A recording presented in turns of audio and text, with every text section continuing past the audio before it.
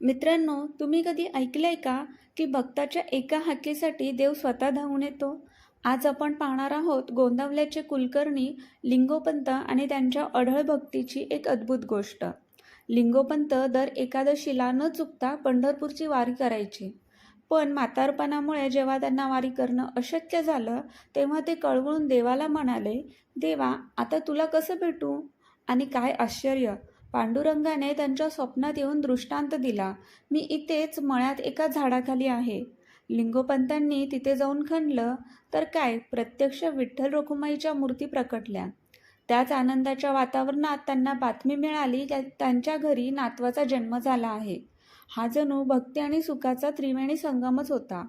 तो गोंडस बाळ म्हणजे दुसरे तिसरे कोणी नसून साक्षात श्री ब्रह्मचैतन्य गोंदवलेकर महाराज होते. खरोखर देव भावाचा भूत केलेला असतो. ही भक्तीची ताकद तुम्हाला कशी वाटली? कमेंट्समध्ये जय श्रीराम नक्की लिहा आणि अशाच प्रेरणादायी कथांसाठी चॅनलला सबस्क्राईब करा.